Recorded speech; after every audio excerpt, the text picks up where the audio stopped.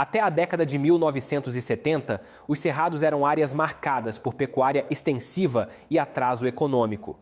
Um fator limitante era a baixa fertilidade dos solos, com elevada saturação de alumínio e carência generalizada de cálcio, magnésio, potássio e fósforo.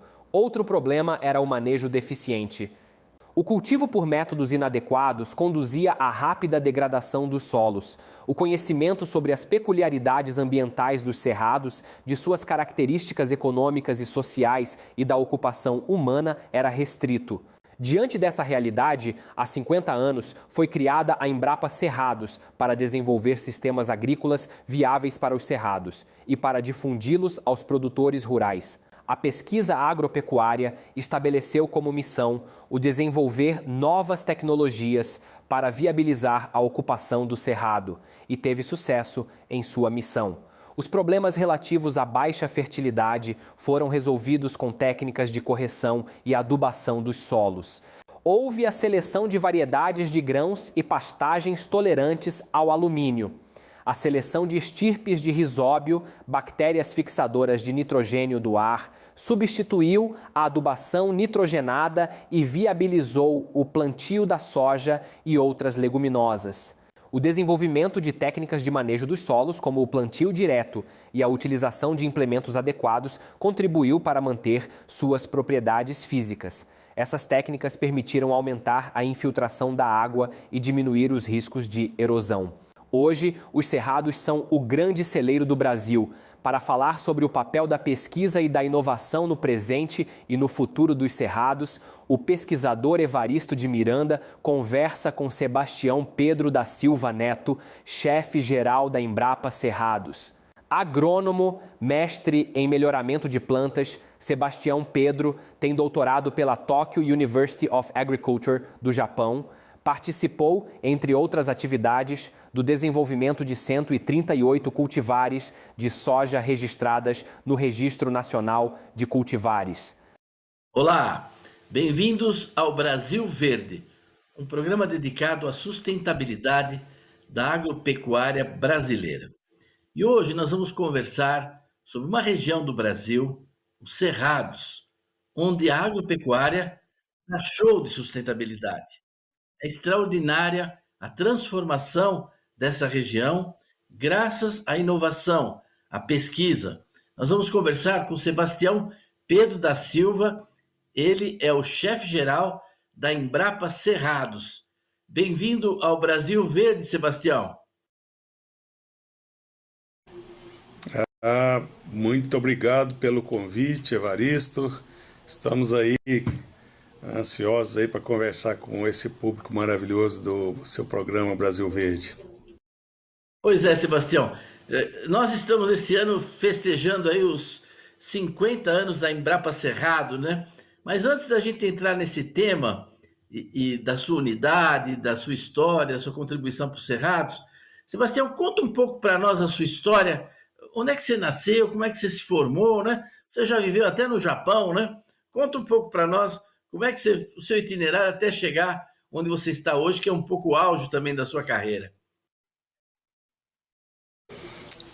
Evaristo, eu sou nascido no estado de Goiás, numa cidade de agricultura e pecuária chamada Ipameri, que fica na região da Estrada de Ferro.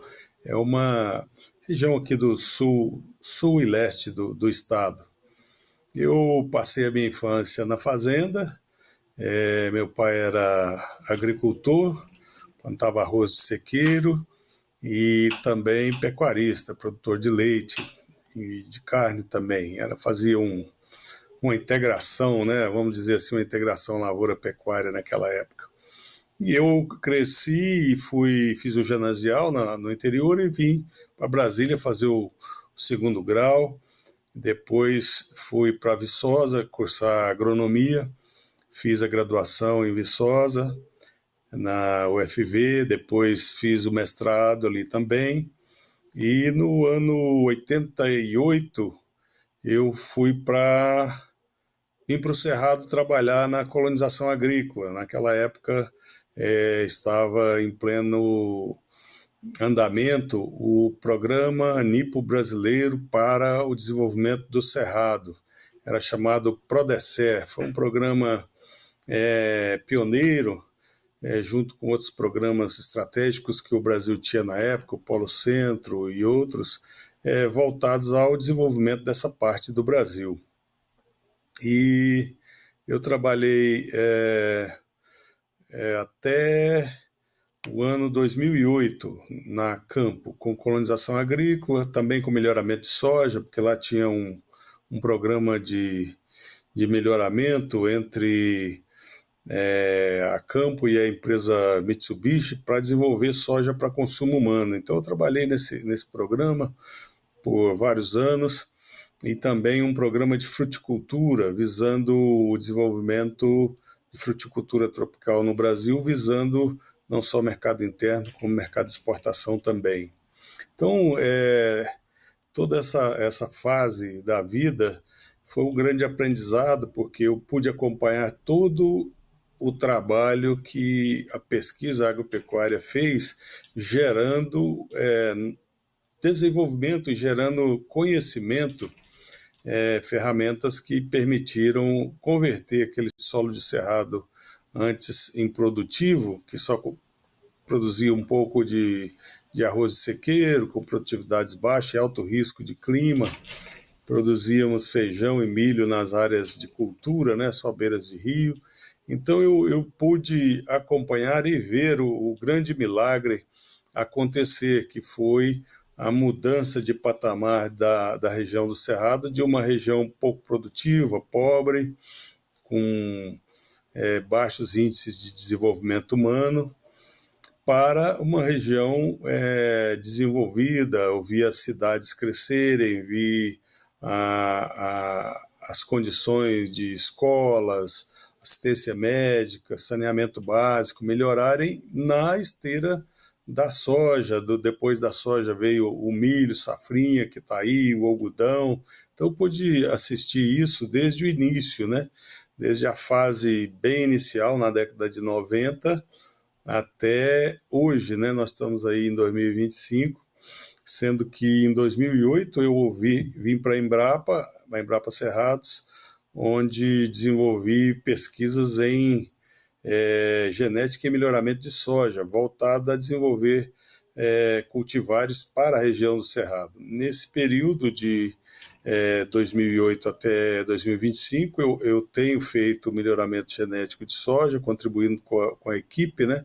Uma equipe multidisciplinar que trabalha tanto no centro de soja como aqui na Embrapa Cerrados e outros centros voltados aí para esse trabalho. Então a minha vida desde o início foi aqui mesmo, na região do Cerrado. Nos meus estudos, uma parte feita no Brasil, aqui na Universidade Federal de Viçosa. 10 anos depois eu fui fazer o doutorado na Universidade Agrícola de Tóquio. Fiz um doutorado em biotecnologia agrícola, voltei para o Brasil e estamos trabalhando aí desde então. E agora, aqui na Embrapa Cerrados, desde 2021, eu estou como chefe geral.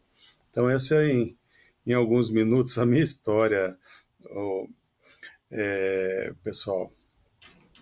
Olha, Sebastião, uma história extraordinária, né? Quem está nos assistindo ver, não é? Porque o Sebastião ele pôde tocar em várias dimensões da agricultura e viver essa transformação. Não é só que ele viu, ele participou, fez parte, foi um ator, não é? Foi um ator e foi também um autor, porque ele contribuiu com variedades de soja, mais de uma centena de variedades.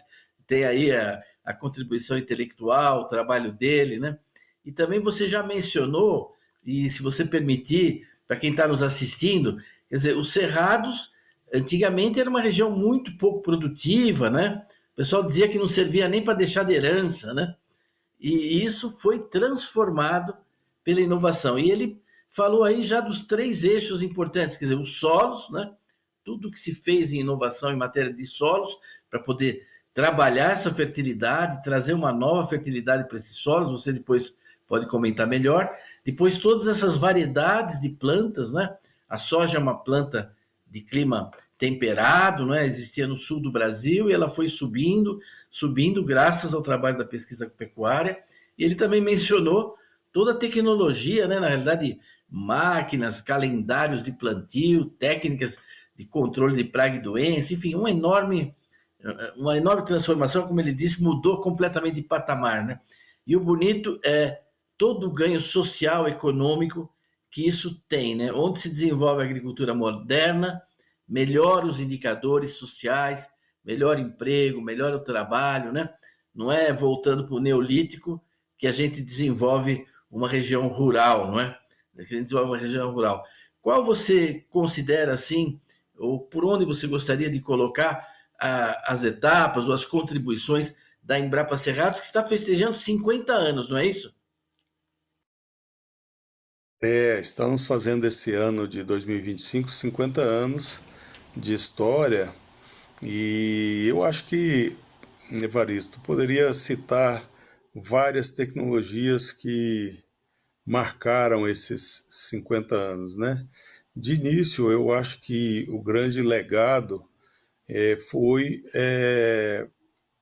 conseguir fazer nos primeiros anos a transformação química do solo de cerrado, né? Através de calagem, fosfatagem, através de formação de perfil com uso de gesso agrícola, ao mesmo tempo que se fazia melhoramento genético de espécies vegetais, como a soja, o milho, para tolerar o alumínio, né? Soja que crescesse aqui no ambiente tropical, já que ela antes era uma planta que só se cultivava no extremo sul do Brasil, por ser uma planta de clima temperado, né? E aqui nos trópicos ela não crescia, ficava pequena, e o melhoramento genético permitiu que nós incorporássemos genes de período juvenil longo que fizeram com que a soja pudesse crescer em qualquer ambiente, qualquer latitude, né, que foi uma contribuição muito grande da Embrapa. Ao mesmo tempo que se fez melhoramento de soja, de milho, de outras plantas, do trigo para o cerrado, nós fomos também fazendo a seleção de estirpes de bactérias e de micro-organismos, como micorrizas, para conseguir melhorar a eficiência das plantas e adaptação nesse solo aqui do Cerrado do Brasil Central.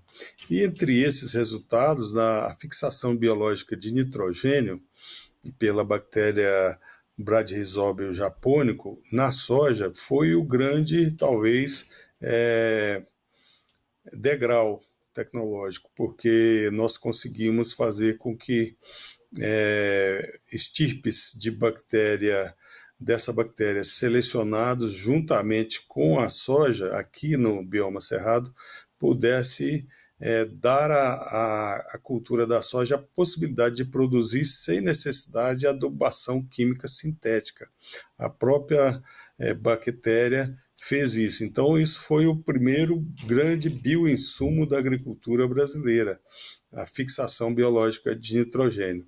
E hoje nós estamos na Embrapa toda, né, desenvolvendo aí, pesquisando novas espécies, novas estirpes de micro-organismos que possam ser usados para apoiar a nossa agricultura, que está deixando de ser uma agricultura química para ser muito mais uma agricultura de base biológica.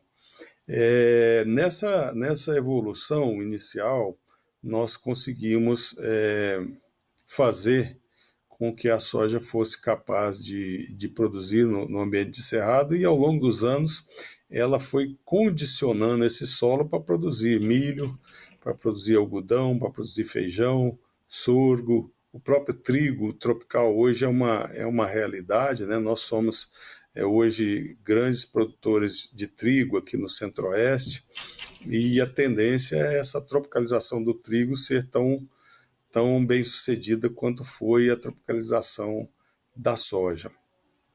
Estamos chegando na metade do nosso programa. Então eu vou fazer um intervalinho e a gente vai voltar para você continuar essas suas considerações sobre a evolução da agricultura nos cerrados, o desenvolvimento da região, graças à inovação, graças à pesquisa agropecuária e o empreendedorismo dos produtores. Um minutinho e a gente já volta aqui no Brasil Verde com Sebastião Pedro da Silva Neto, o chefe da Embrapa Cerrados.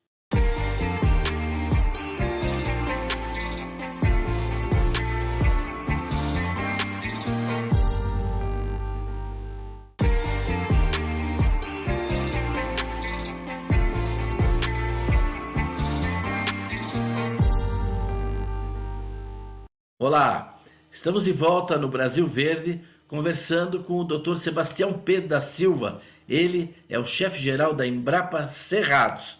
E na primeira parte do programa, ele contou um pouco a sua história pessoal e as grandes contribuições iniciais, não é, da pesquisa agropecuária que permitiram essa transformação dos Cerrados numa grande região produtora de grãos, de fibras, de energia, etc. Mencionou o caso da melhoria dos solos, a fertilidade dos solos, o manejo dos solos, mencionou toda a tropicalização de plantas, não é? Adaptando plantas para esse ambiente tropical, soja, milho, trigo, etc. E Pedro, você ia tratar agora de temas um pouco mais recentes, não é? Nos quais vocês estão envolvidos, não é isso? Isso, Evaristo, à medida que essa jornada foi acontecendo, nesses 50 anos, nós passamos a ser capazes de produzir no Cerrado, produzir grãos, né, a eficiência também da produção de proteína animal aumentou muito pela facilidade de ter aí os ingredientes para as rações, né? Nós tivemos uma grande evolução na seleção de gado bovino voltado ao corte. Nós temos aqui um programa de melhoramento genético do gado Nelore, chamado BRGN. É um gado hoje muito premiado, uma genética diferente, com alta eficiência e voltado também a selecionar materiais que tenham animais com maciez de carne. Temos também um trabalho de seleção de gado para produção de leite a pasto, aqui no nosso centro de treinamento em raças zebuínas leiteiras. Então nós tivemos nesses 50 anos um crescimento na produção, na produtividade, na rentabilidade, e o Brasil hoje, mais de 50% da produção agrícola e pecuária, ela ocorre na região dos Cerrados, com as tecnologias desenvolvidas, muitas delas aqui na Embrapa Cerrados. E no momento atual, mais recentemente, o que nós estamos percebendo? Não é importante somente produzir em quantidade, em qualidade. É importante também que essa produção ocorra com sustentabilidade. E sustentabilidade, nós temos que considerar 3 eixos: o eixo econômico, a produção tem que ser viável economicamente; a questão social, né? Gerar emprego, gerar qualidade de vida, gerar riqueza no interior, melhorar as condições de vida do país como um todo, e também a questão ambiental. Nesse sentido, nós, desde 99, estamos buscando alternativas mais eficientes e sustentáveis aos fertilizantes sintéticos, que são muito importantes, né, como fonte de nutriente para as culturas, as lavouras. E nós estamos com os remineralizadores, que são rochas que contêm muitos elementos, não só cálcio, não só magnésio, não só fósforo, mas também macro e micro elementos em quantidades pequenas, que ao serem cominuídos ou moídos, essas rochas podem ser aplicadas no solo e aí melhorar as condições químicas, microbiológicas, porque esses remineralizadores, eles vão fornecer, além de nutrientes, eles fornecem substrato para o desenvolvimento de micro-organismos. Eles melhoram a CTC do solo, portanto, melhorando a eficiência do uso dos fertilizantes e também melhora as condições de retenção de água, tornando esses solos mais resilientes em questão de veranicos ou ocorrência de longos períodos sem chuva. As plantas ficam mais resilientes nesse solo tratado com os remineralizadores.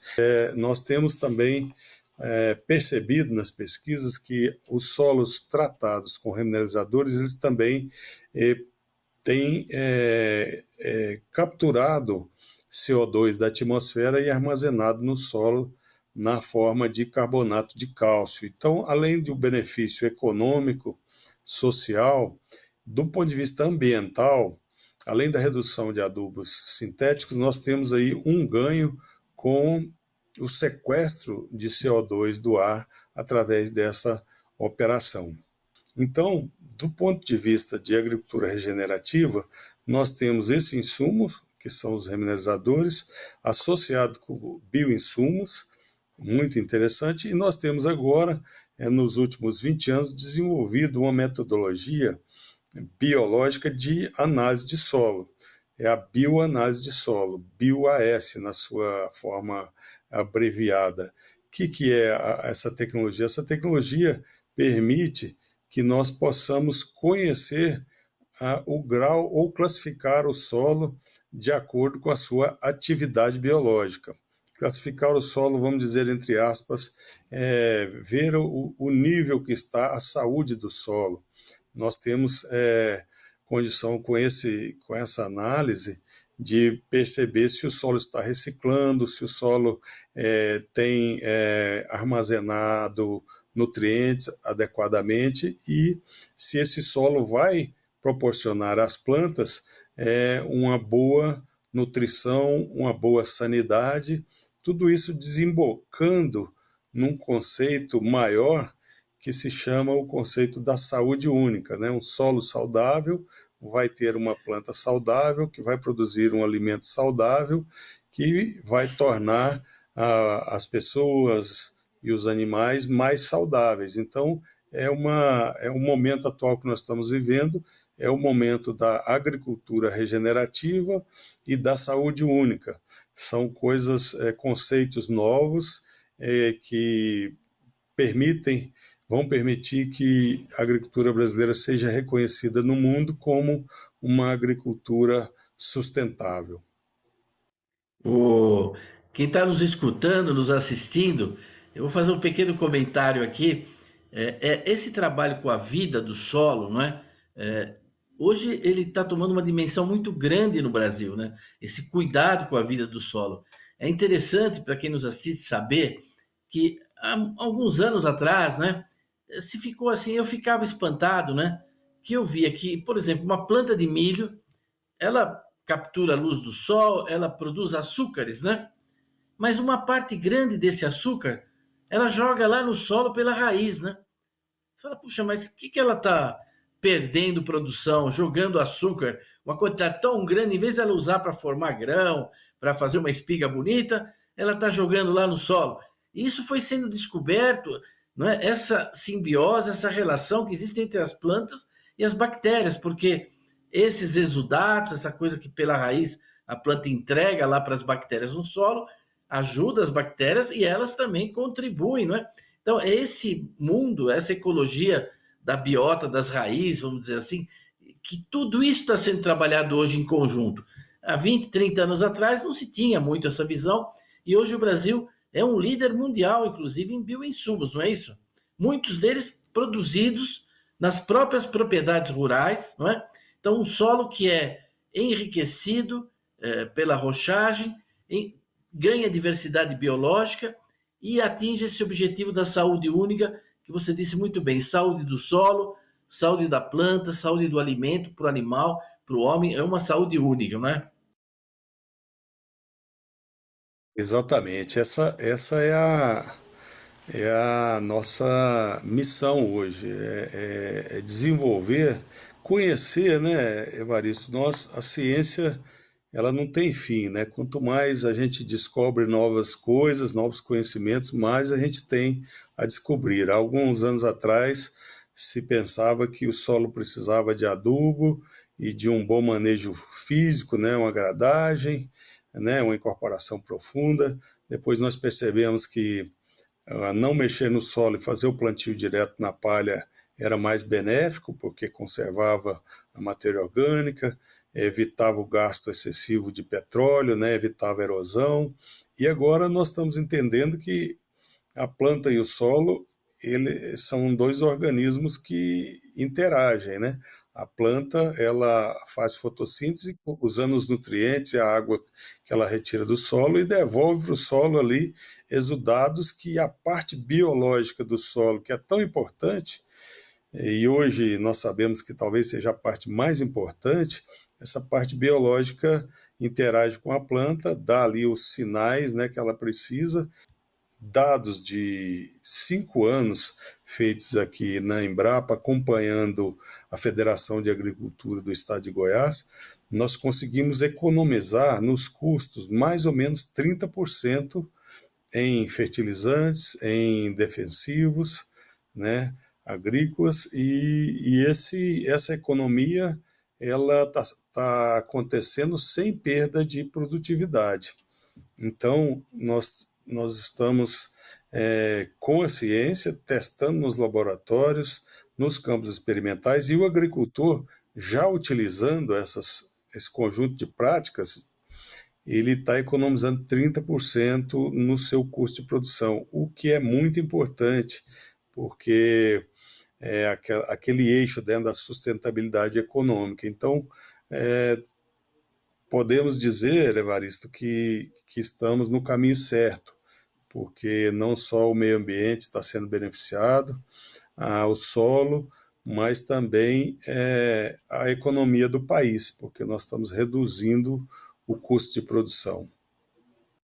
Olha, nós chegamos no final do nosso programa.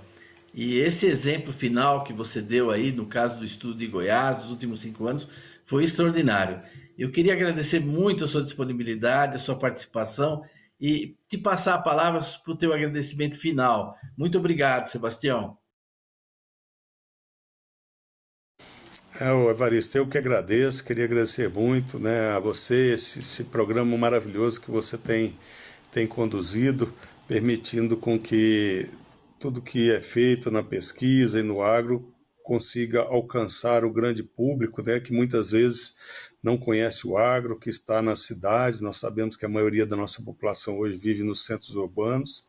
Então é uma grande oportunidade. Eu queria deixar aqui essa mensagem de otimismo, que a pesquisa agropecuária brasileira ela está na ponta, está na linha de frente, não só com as tecnologias da inteligência artificial, né, de outras tecnologias, mas principalmente nós estamos buscando a sustentabilidade através do uso da biologia.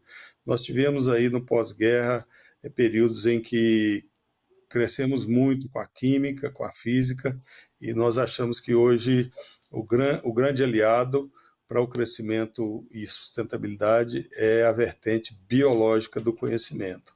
Então, Muito procuramos obrigado. associar tudo isso em favor da nossa agricultura. Eu que agradecemos aos que nos acompanharam até aqui e queremos convidá-los a estarem de novo conosco a semana que vem para mais um Brasil Verde. Até lá!